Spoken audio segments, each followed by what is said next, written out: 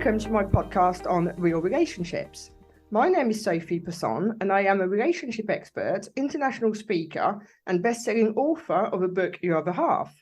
I decided to start this podcast because, in my opinion, relationships are currently not being portrayed as what they really are.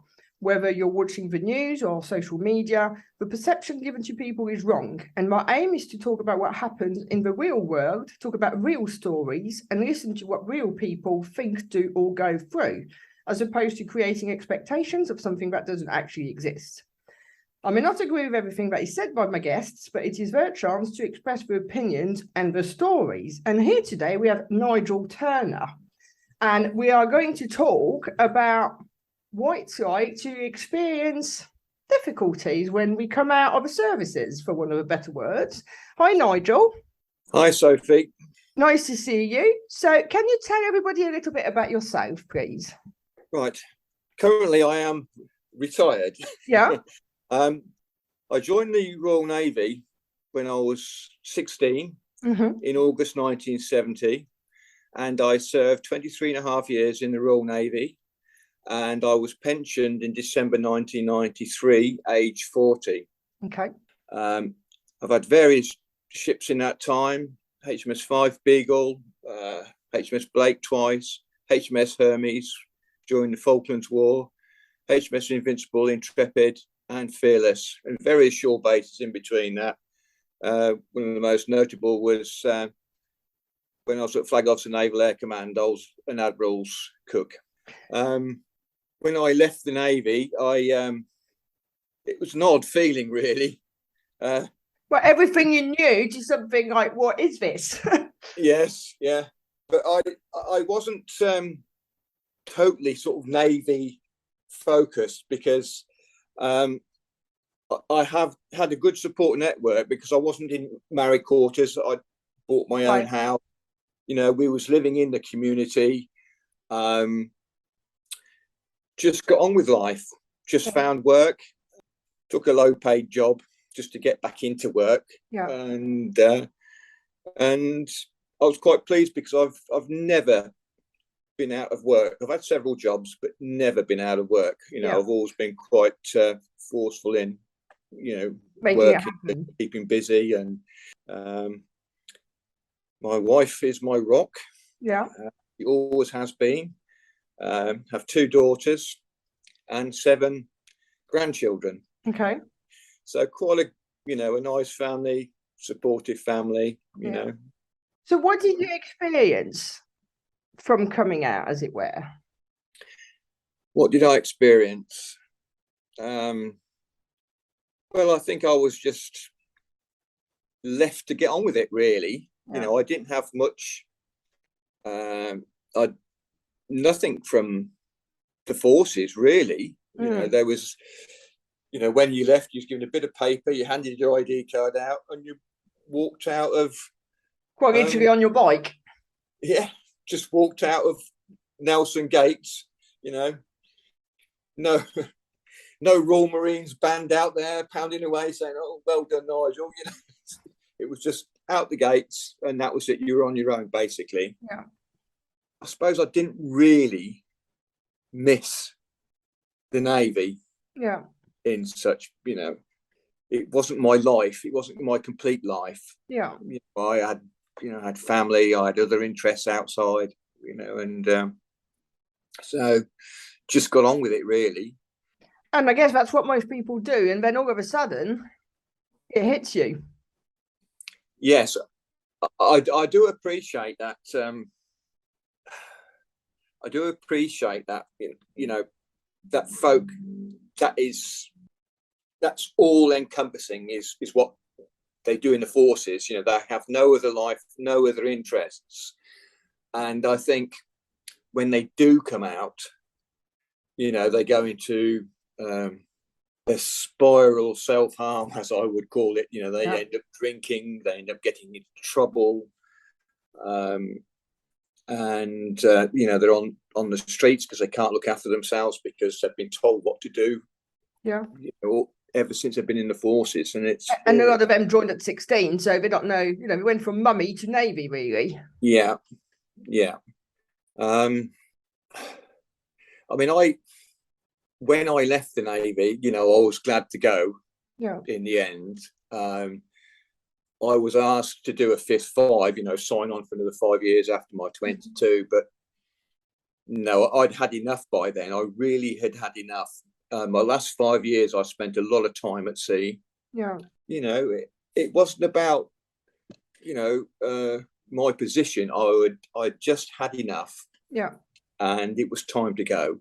Yeah. I really couldn't put, I really couldn't put my wife and family through any more. Yeah. You know, separation and time away. It's a long time. You know, it's not easy for the family either, is it? No.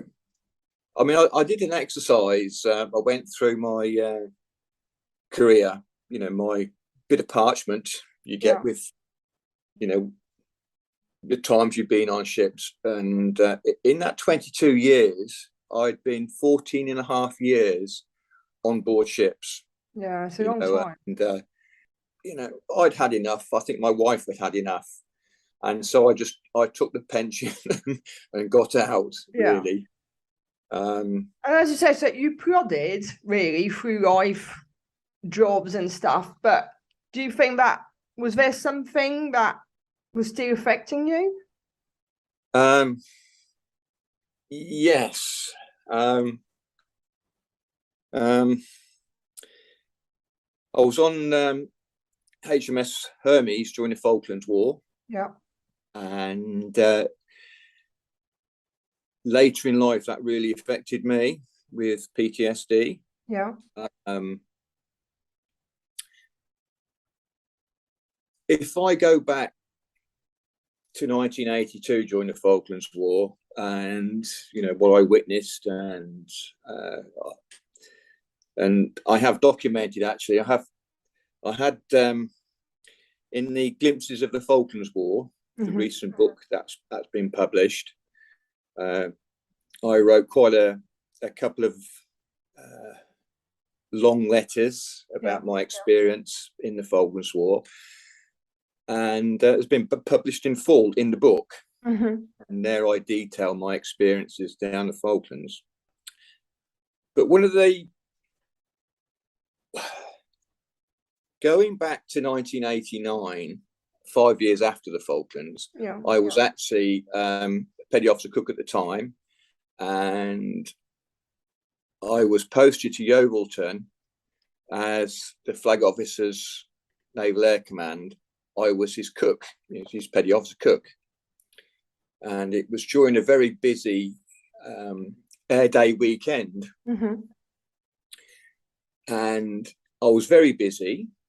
A lot of high-profile people who came to the house, you know, evening meals. We had an off-site lunch to do. I did a barbecue on the Sunday, and then another evening meal. You know, so I was really quite busy. But I was at the top of my game. Yeah. I was at the top of my game, and hence being selected to be his petty officer cook.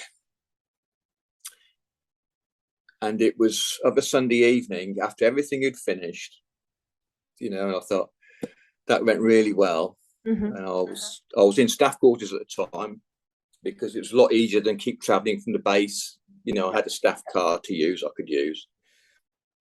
And just Sunday evening, everything just exploded in my head. Okay. I had all these images. Sorry? Out of the blue. Out of the blue, yeah. Images of death, fire, being trapped, lots of other images, and I couldn't calm down. I couldn't bring myself down, and to cut a long story short, I went to the sick bay the next morning, still very agitated, hadn't slept all night. Yeah. Thought I was going to have a heart attack, thought my brain was going to explode. And to cut a long story short, I was removed from post. I was given a pack of diazepam. Yeah. And told to go home. So, but what was more devastating was that I was removed from post. Yeah. And I thought, what have I done? As if by talking, they kind of punished you? Yeah, I was actually diagnosed with stress and anxiety, but I knew it was more than that. Mm-hmm. And I thought, what have I done? You know, I've completely destroyed my career. I'm going to get kicked out. You know, what about my wife, my kids? You know, we've got a mortgage. So all that on top of what I was feeling. Yeah. And but in the end, I was sent to Haslar, the Naval Hospital as it was then, the psychiatric ward or the Nutters ward, and attended there for 6 weeks doing relaxation classes. Yeah. Did that help? I don't think so. You know, group therapy, I couldn't talk. No. I couldn't talk because, you know, there's people there, you know, other Matlows, you know, you don't know. So I couldn't talk.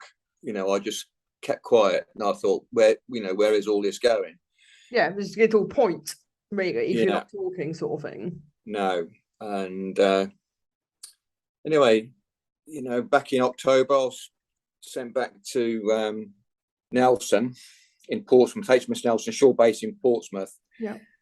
And to be quite honest, they didn't know what to do with me. Mm-hmm. You know, I suppose the paranoia set in. They know, he's a nutter. And but I just plodded through Christmas. You know, I did some fine. And I think this is the thing, isn't it? Because nowadays, if that happened like today or 6 months ago even, it would be a completely different story.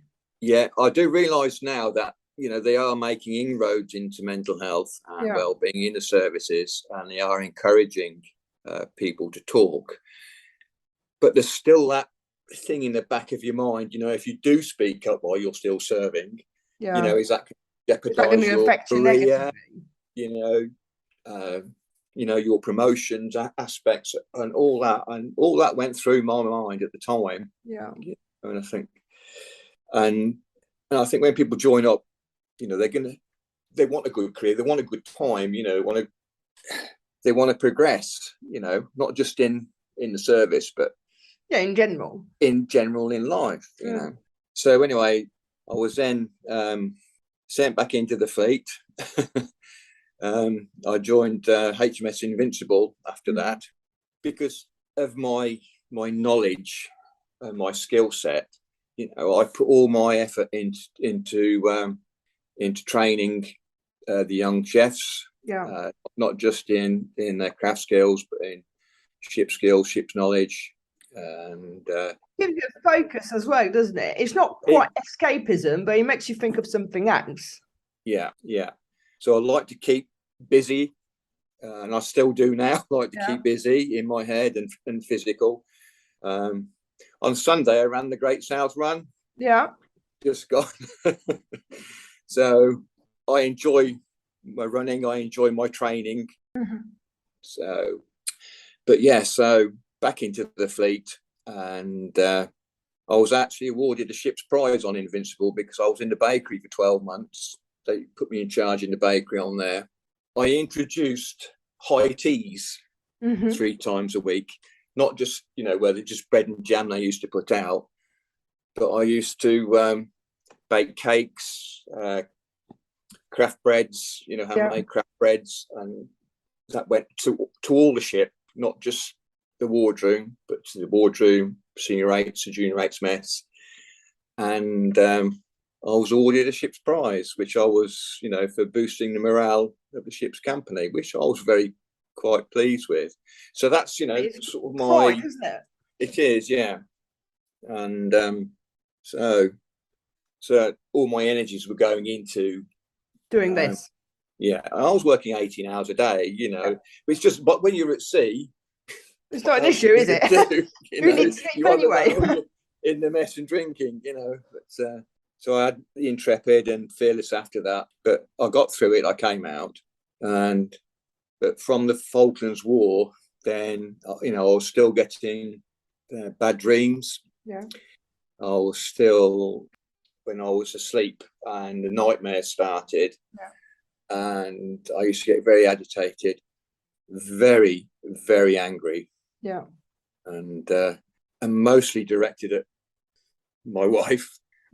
Yeah, because she so happens to be next to you at the time. Yeah. Just suddenly, just something would set it off, some stupid, and poof, it would go. And I was so remorseful afterwards, but it was the nightmares. And in the end, I realised, and my wife, was saying, you need help.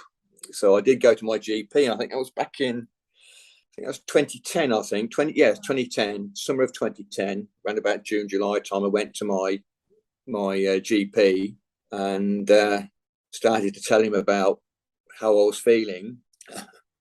I'll never forget it, because he says, I've only got 10 minutes, he says to me. And I says, well, tough. Yeah, you're going to 20, for this. 25 minutes later, yeah. Anyway, he referred me to a psychiatrist, and I was diagnosed then with PTSD, with depression, and I'd had a melanoma removed from my back, and then I was referred back to my own GP. Okay. So they diagnosed you with something, but then they just abandon you. Yeah, it was referred back to my own GP. There was no, I was onto my surgery and asking for, what's next, some help, some counselling, nothing. There was no follow-up, and then a month went by, 2 months went by, and in the end I just carried on, and still not very well. I was still working, but it was always at night time, and in the day I'll just get sometimes, just morose and just feel myself sinking, and I actually went then to the Veterans Agency, and said, look, this is what I've been diagnosed with. This is because of what's happened in the Falklands in the war. I had a GP come to my house for an assessment, and he assessed me at 15%. Right. What does that mean? Right. The MOD will diagnose your PTSD on the scale of 0 to 100 in percentage terms. Right. So like 0 to sort of 15% is one category, then from 15 to 30% is another category, and this all depends. The way they work it out is if they're going to give you any compensation or anything. Right. Okay. Right. I see. The MOD is very, sort of. Anyway, I was diagnosed at 15% then, and I had a payment. I think it was about £8,000 at the time, but I thought, no, that's not what you were asking for, was it? I wasn't even that. It's not about the money. It was not about the money. It was getting some help, and making the MOD recognise the war and what it's done to me. So anyway, carried on. I just got worse and worse and worse. And it came to a head in 2014, Christmas of 2014.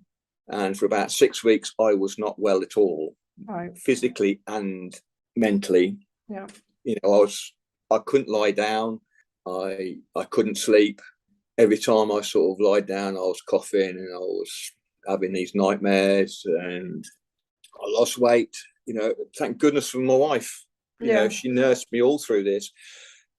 And then the following year, this is when it all started to, when I started to get some help, and I actually found out about a veterans outreach support. Yeah. And I don't know if you believe in divine intervention. It does happen. It does happen. But I was actually, I was walking down Commercial Road in Portsmouth with my wife, and I saw the Reverend Devonshire and his wife Mary walking up the other way. Now, the Reverend Devonshire was the chaplain on board HMS Hermes during the Falklands War, and he held said mass in his cabin, at different times of the day, and and I was a regular attender when it was, when we could have mass. So that was a real great comfort. And he became a friend later on at VOS. But anyway, for those who don't know, VOS is Veteran Outreach Support. Veterans Outreach Support, yes. Yes. I'll stop using No, you're abbreviations. fine. You carry on, Yeah. but so that people know. Yeah. And so we passed each other and we acknowledged each other. And I turned to my wife and I said, I've got to speak to him. And so I ran back up Commercial Road like this demented person and jumped in front of him and just sort of, poof, it all came out. And he said, do you know about Veterans Outreach Support? Mm-hmm. I am the chaplain there, and it's the first Wednesday of every month, which was the following week. Yeah. So the following week, I walked through Veterans Outreach Support's doors at the Royal Maritime Club, and I was a bit apprehensive. I was a bit tearful, a bit fragile. And also, you don't know what you're going to find, so to speak. Yeah. I mean, and my story is, and I'm quite happy to say this, within half an hour, in that half an hour, I was looked after and cared for, and I was speaking to a psychiatrist, which was Dr. Morgan O'Connell at the time. He re-diagnosed my PTSD, and he says, right, we'll get you some counselling. Yeah. And he did. Yeah. The next week, I started my counselling with Helen Lowry, and I had 11 counselling sessions out of 12. One, I wasn't not very well at all, which couldn't attend, but got my life back on track. Yeah. And I do say, it saved my life. Yeah. Veterans Outreach Support. Out the other side of those 11 counselling sessions, feeling a lot better. And I used to go back then every month at the drop-in and just sit and talk to other veterans and like-minded people. And then I was asked to become a volunteer with Veterans Outreach Support. And that's what I do, and that's what I still do now. Yeah. As a volunteer, they're listening to other veterans who come into the door. And it's important because they know you went through it yourself, because sometimes when someone hasn't been through it, it's not quite the same. You know, with age and stuff, you're not always going to find someone who's been through it, but it's important to have those who have. Yes. Especially those who are now happy. Yes. And going back to when we first started the conversation about men talking. Yeah. And I realised how difficult it is, to take that first step, even just to walk through the door to get help, to talk. Because one of the things I did a little while ago, I did an interview for the BBC. I did see that, actually. I did see the South Today. And one of the biggest things is the stigma, about having a diagnosis for mental health, for post-traumatic stress disorder. And it's still a big hurdle to get over. And I think now I've been through that process, I can relate to how I felt and what, folk who come through that door asking for help, but don't know, you get a diagnosis of PTSD, what do you do? Where do you go? Yeah. And it's very difficult, because like you say, you might be the only person who's feeling like this. Yeah. Or you believe that you are. Yeah. And, obviously it would have had an impact on your family and stuff, but they can't understand what you're going through either. No. But I think my wife certainly does. Yeah. Because I think she's lived and breathed it, and for what I have put her through, unintentionally, what I've put her through, thank goodness, she's quite a strong-willed woman. Well, I think you have to be, if you're marrying a service person. Yeah, in a number of ways. In a number of ways. But yeah, I think, as you say, there's a few things. First of all, I think that even for women, it's not easy to always talk anyway. But with men, it's not so much now, but you go back 20 years, you're supposed to be strong. You're supposed to be not vulnerable. And you're still a person. You're still a human being. You've still got emotions and feelings. Why can't you be vulnerable? Why can't you be affected by things? Yeah. I think we're emotional beings, aren't we? Exactly. And I don't mind admitting that I do get emotional. I do shed a tear on occasions. We are supposed to be strong, and that's what the Navy teaches you, doesn't it? That discipline. Yeah. your confidence. You're a leader Go of men. through it. Yeah. Just the name of the ships, invincible, fearless. That's what it's trying to inspire into you, isn't it? Yeah, it is. Yeah. But I think with Anyway, a PTSD, sometimes as well, because the other thing as well, different people really experience things in different ways, isn't it? So something that really affects you may not affect me at all, and vice versa. Mm-hmm. And it's acknowledging that we're all different in that way. Yeah. I mean, I said it, if my wife, that strong person that she is, she's been there for me, through thick and thin, through all this mental health. And it's still there. I still have my bad dreams, not so many nightmares now, because, with the counselling, I can sort of control them a little, I can find a way out. Yeah. Which was a lot of the counselling was about, because I felt trapped. Yeah. With fire and faces and burnt faces, I couldn't get out at all. Yeah. If I go into a nightmare, even though, I'm fast asleep, the seed is sown there that you can get out. Yeah. And get out. You can train your mind to control some dreams. So, yeah. Would you say as well, in terms of, because you expressed as well the anger that you had, what do you think the anger was at? Or directed, obviously it was directed towards whoever, because you'd snap at whoever, but what was the anger about? That it happened, that you felt let down, that what do you think the anger was about? I think the anger was about at the Navy. Yeah. This had happened. It's strange, because you spend all your time in the services, you prepare, particularly when you're on ships, you go on exercises, you prepare for battle, all your damage control, your firefighting, your chemical warfare defense. But when it actually happens, it's not the same. It's a different story. Yeah. When I actually saw the casualties brought from Sheffield over to Hermes, and they was laid out on camp beds just outside in 2S flat where where the senior office galley was, seeing the burnt faces, smelling the burnt clothes, just seeing the blackened faces and the staring eyes, and like I said in my video, there's nothing I could do.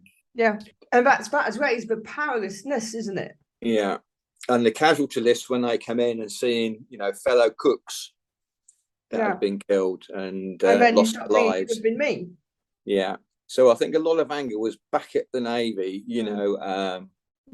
Maybe some of that anger was directed at myself, probably as well, because not being able to express how I was feeling. You know. Do you think there's an element of acceptance? Because I find that in a lot of these issues, a lot of the time, being able to express it means that you've had to process it and accept that it's a thing, and then expressing it makes it real. So without acceptance, you can't quite say it. Well, I do have an acceptance now. I don't think I did at the time. Not then. It was only when I'd had my counselling and at the period afterwards.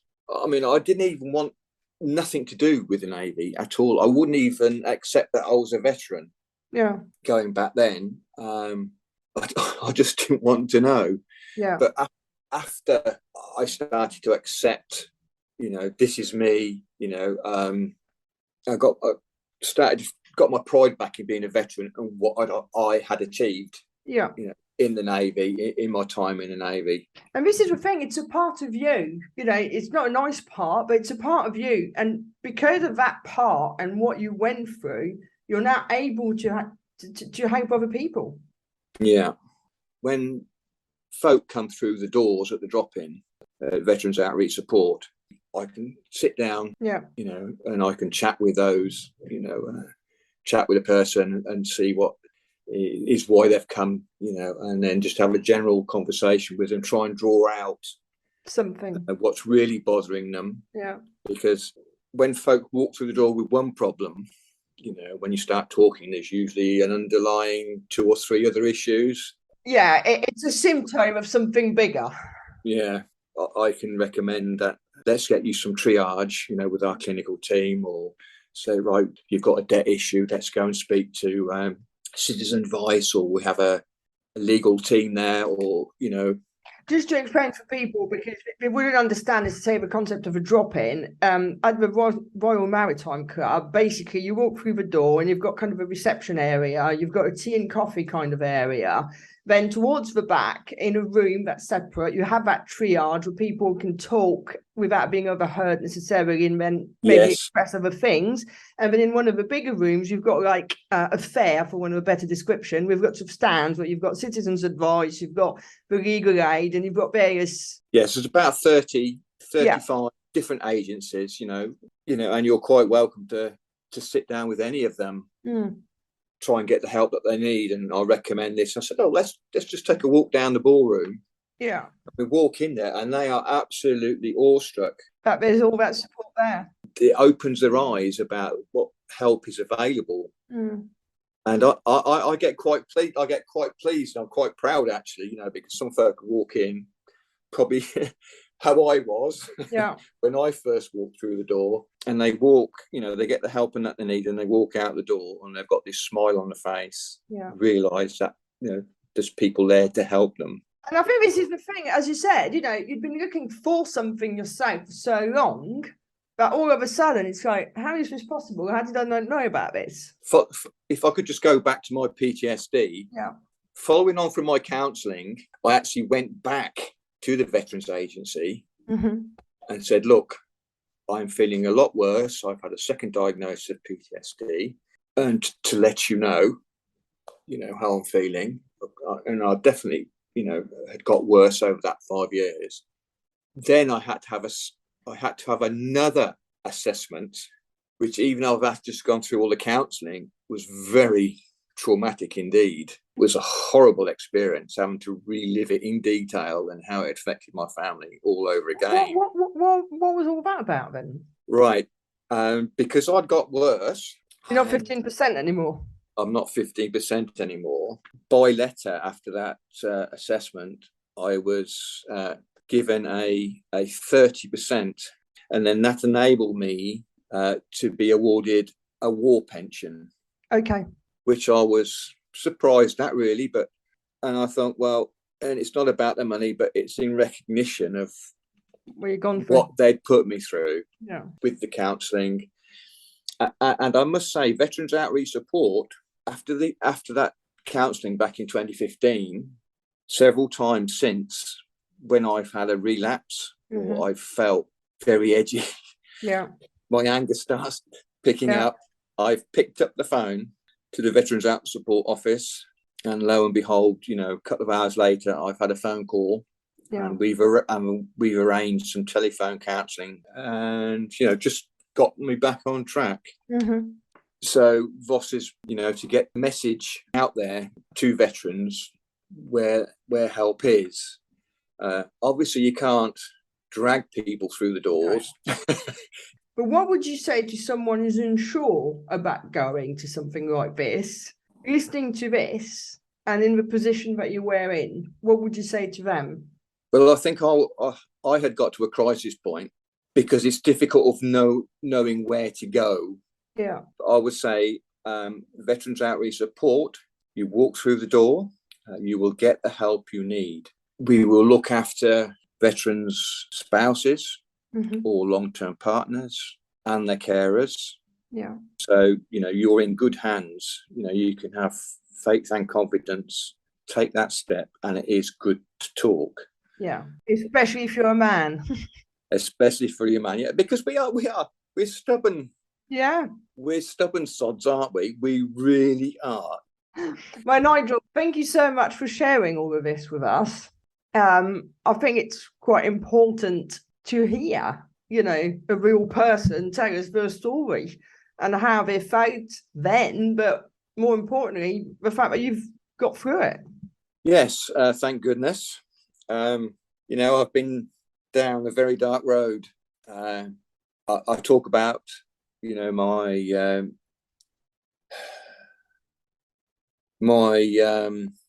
can't say it. I will say it. My suicide thoughts, and it's not a nice place to be. Yeah. It really isn't. Just try and, seek help, talk to a friend. And sometimes it's easier to talk to somebody you don't know. Yeah. And again, this is where Veterans Outreach Support will come in, comes in. It is difficult, it is hard, but if you've got to that crisis point, you've already been through so many difficulties. But you might as well go for it. You might as well, step through that door at Veterans Outreach Support and come and talk to us. Yeah. Right. Thank you so much. And for everybody else, if you've enjoyed the show, then please subscribe, leave us a review, but more importantly, come back for the next episode. Thank you.